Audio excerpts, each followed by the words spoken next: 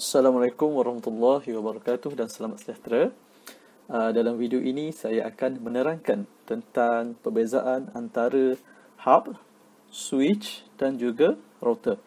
Okey, ketiga-tiga device ini adalah sangat-sangat popular dalam bidang rangkaian ataupun networking. So kalau kita tengok daripada secara fizikal antara hub dan switch, dari segi luaran ataupun fizikal ni adalah sama. Dan untuk router pula dia sedikit berbeza. Hub berfungsi untuk menyambungkan ataupun menghubungkan dua ataupun lebih device di dalam satu rangkaian yang sama ataupun network segmen yang sama ataupun LAN yang sama. Sebagai contoh, PCA ingin menghantar data kepada PCC. Okey, sini kita tengok. Mula-mula PCA akan dia akan generate satu data. Okey, data ni akan mengandungi alamat penghantar ataupun source MAC address dan juga destination. So, MAC address di sini merujuk kepada alamat hardware. Contoh, PCA mempunyai alamat hardware AA. PCC mempunyai alamat hardware CC. Okey. Di dalam data ini, data yang di-generate oleh PCA akan mengandungi source ni adalah AA. Dan punya destination adalah CC. Okey, bagaimana dia proses penghantaran data itu berlaku? So daripada PCA dia akan pergi kepada hub. Contoh, di sini PCA connect kepada port nombor 1 dan PCC connect kepada port nombor 3. So port nombor 2 ni untuk PCB. Port 2. Okey, apabila data yang dihantar sampai kepada port nombor 1 di hub, di sini hub akan membuat salinan ataupun menyalin semula data yang diterima daripada PCA dan menyalin kepada semua port yang terlibat. So dia terima daripada sini. So dia akan salin kepada port 2 dan juga kepada port nombor 3. Salin di sini juga merujuk kepada dia replicate ataupun broadcast data. So semua port yang terlibat akan menerima data yang dihantar daripada PCA. Okey, sebagai contoh, PCB di sini akan menerima data tersebut dan tetapi dia akan mengabaikan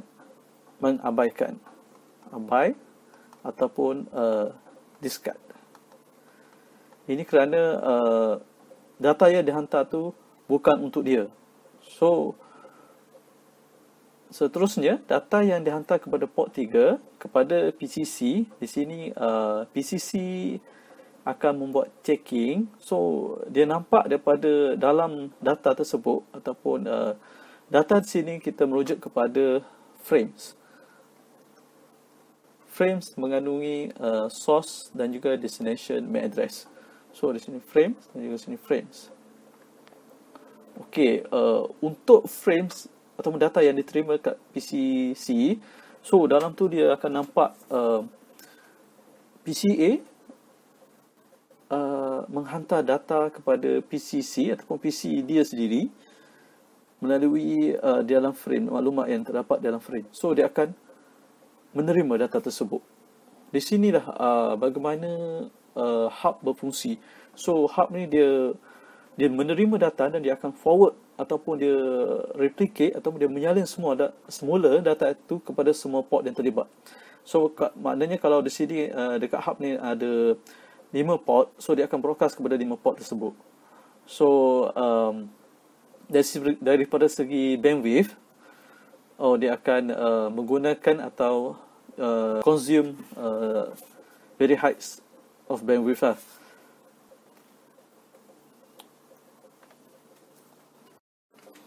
Okey, seterusnya mengenai switch. Switch dari segi fizikalnya mempunyai fungsi yang sama dengan hub, iaitu menghubungkan ataupun menyambungkan antara dua device ataupun lebih di dalam satu rangkaian yang sama ataupun network segmen yang sama ataupun LAN yang sama. Okey, sebagai contoh, macam mana dia beroperasi. PC A ingin menghantar data kepada PC C.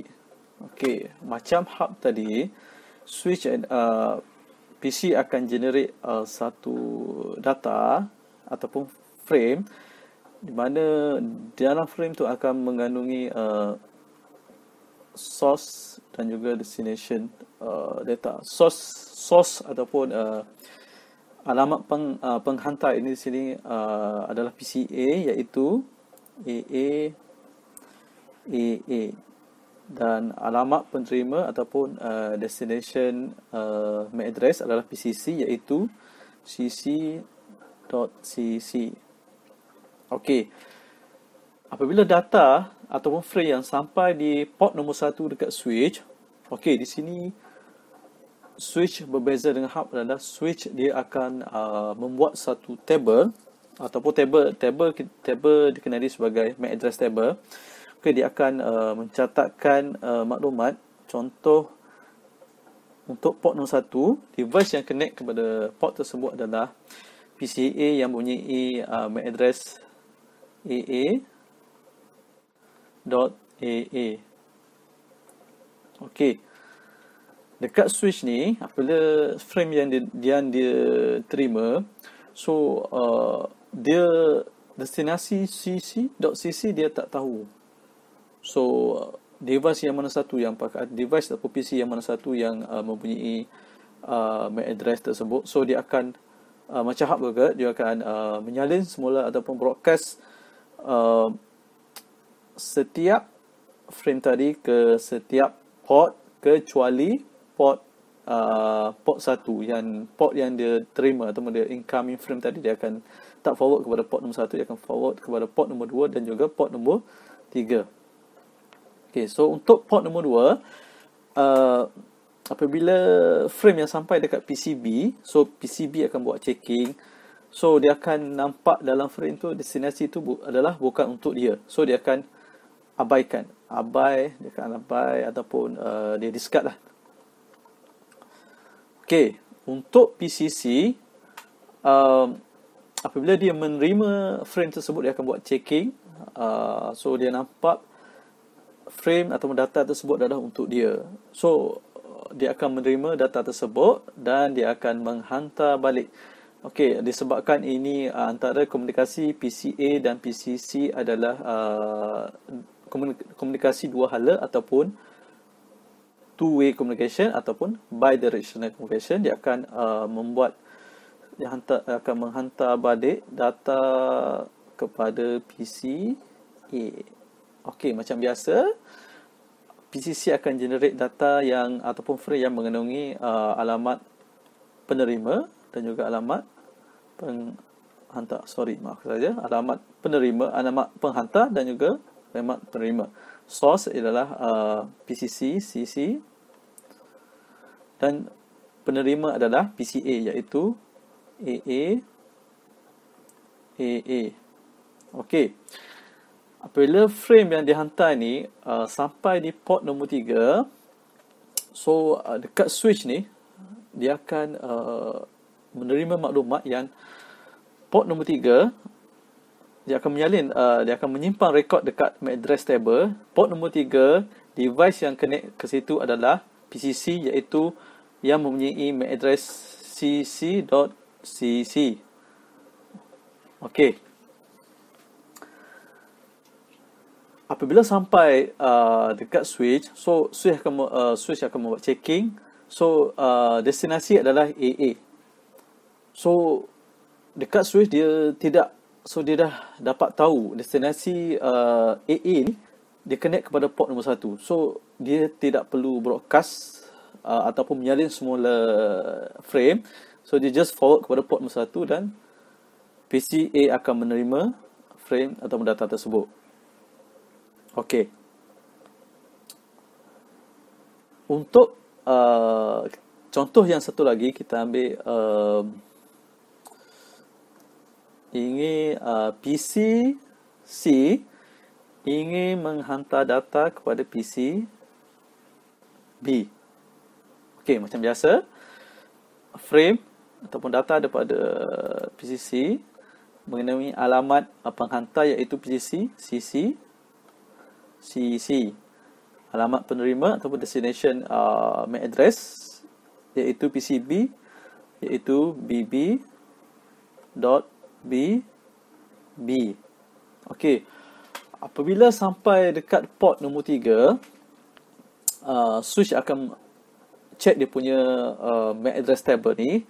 So dekat sini dia ada maklumat port nombor 3 adalah CCC.CCC. Tapi destinasi tu dia untuk PCB untuk bb.bb dia tak ada. So macam biasa dia akan broadcast paket frame ataupun data kepada semua port, iaitu port 1 dan juga port 2 kecuali port nombor 3. So dia tak akan forward lah dekat sini. Sama macam hub juga tadi proses dia. So okey, untuk port nombor 2, apabila frame ataupun data sampai dekat PCB, dia akan buat checking. So dia nampak destinasi alamat destinasi atau destination adalah untuk PSG. So dia akan menerima frame ataupun data tersebut.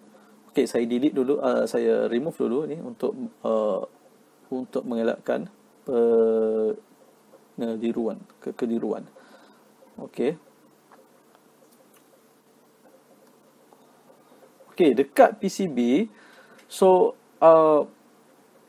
apabila dia menerima ataupun menerima frame tersebut, dia akan disebabkan ini adalah komunikasi dua hala ataupun two-way communication ataupun bidirectional communication, dia akan menghantar balik frame tersebut kepada PCC. So macam biasa, kita ada source dan juga destination.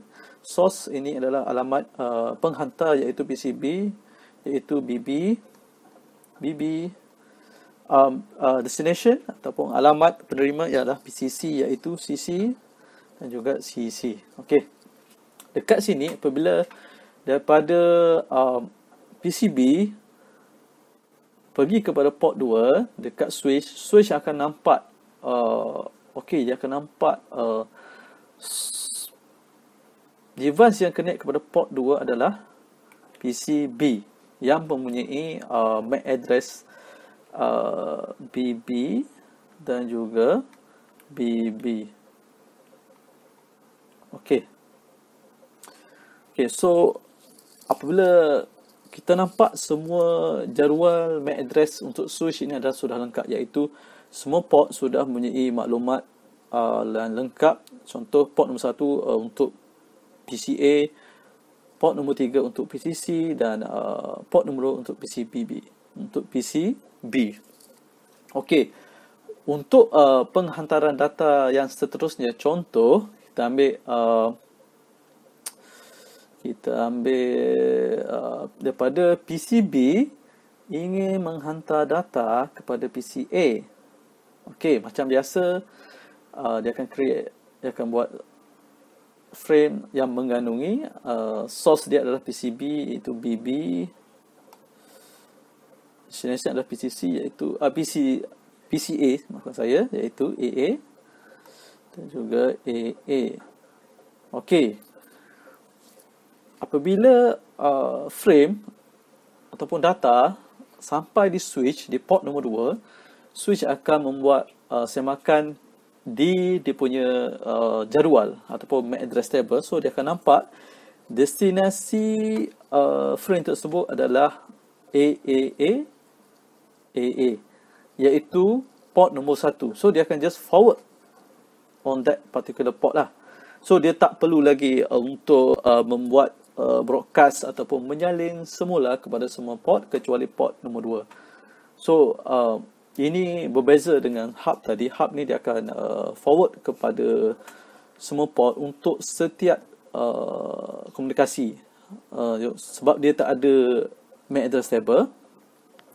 So apabila berbalik kepada switch pula, apabila switch ada MAC address table, dia akan proses untuk membuat pilihan itu adalah cepat. So penghantaran data dapat dilakukan dengan cepat. So ia akan melajukan trafik dan juga menjimatkan bandwidth switch itu sendiri. Okey, seterusnya saya akan menerangkan tentang bagaimana router berfungsi yang membezakan router dengan switch ataupun hub. Okey, router berfungsi untuk menghubungkan antara dua rangkaian setempat yang berlainan, dua ataupun lebih LAN ataupun dua ataupun lebih network segment yang berlainan. Okey, sebagai contoh di dalam gambar ini kita ada dua rangkaian setempat yang berbeza. Di sebelah kiri LAN 1 dan di sebelah kanan LAN 2. Okey, network segment yang berbeza di sini kita rujuk kepada network address yang berlainan. Sebagai contoh kita ambil untuk LAN 1, kita ambil dia punya network address adalah 192.168.1.0, dan untuk LAN 2 di sebelah kanan mempunyai network address 10.10.10.0. Okey. Dan host yang terletak di dalam LAN 1, kita ambil PCC mempunyai IP address 192.168.1.2. Okey. Dan untuk network LAN 2, PCD mempunyai IP 10.10.10.2. Okey. Di sini apa yang kita nampak adalah kalau PCC ingin communicate dengan PCD secara terus memang tidak boleh, kecuali diorang terletak dalam network segment yang sama. So untuk membolehkan PCD dan PCD berkomunikasi, di sini kita perlunya router. Okey. Kita ambil contoh, PCD ingin menghantar data kepada PC. Okey, PCC ingin menghantar data kepada PC D. Okey, sebelum kita start dengan lebih lanjut lagi, kita assume MAC address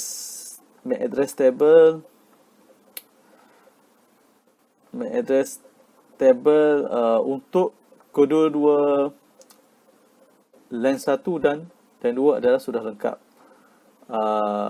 dan juga ERP table juga sudah lengkap. Okey. So segala maklumat, dia punya maklumat MAC address untuk setiap device sudah ada di dalam switch masing-masing yang terletak untuk LAN 1 dan juga LAN 2.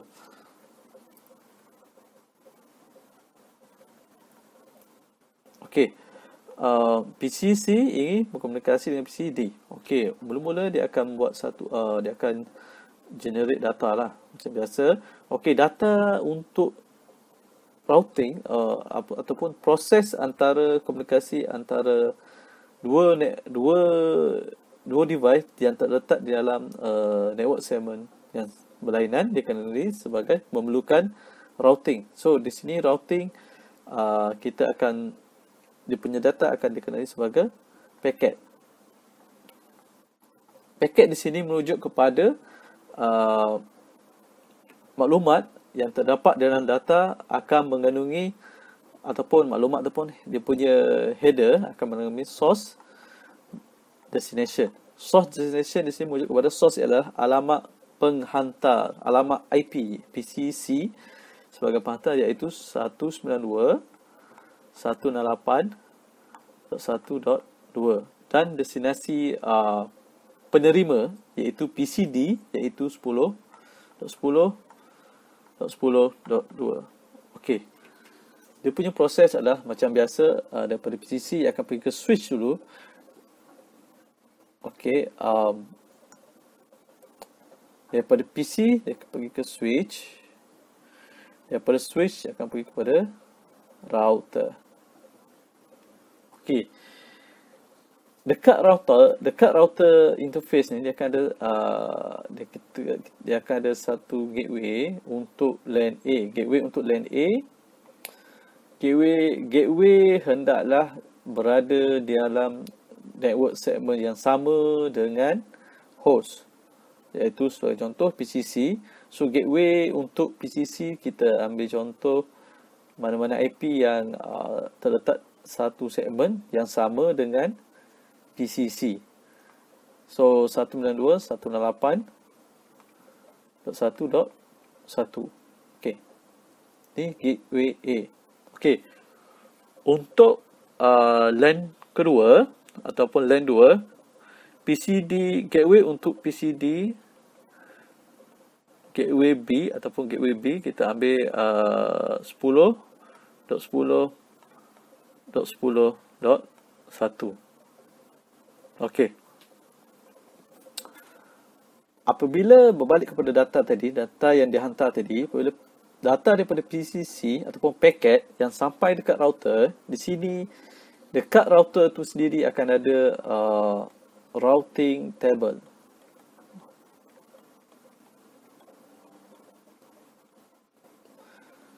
Okey, fungsi routing table adalah untuk memberikan maklumat laluan destinasi paket yang dihantar, laluan ataupun dia punya path. Sebagai contoh, di dalam routing table tu akan ada destination ataupun destinasi dan juga gateway apa yang perlu diambil untuk sampai ke destinasi tersebut. Sebagai contoh, destinasi di sini merujuk kepada kita ada 192.168.1.0 ni untuk LAN A. Destinasi ke LAN A. Okey, dan destinasi untuk sampai ke LAN B iaitu 10.10.0. Untuk destinasi dia akan merujuk kepada network address. So dia punya gateway ialah punya pintu keluar.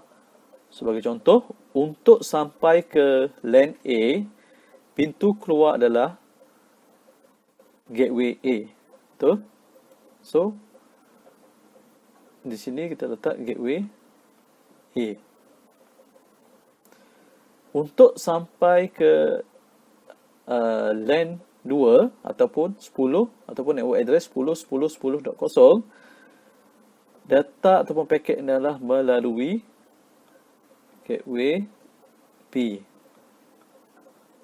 Okey, faham?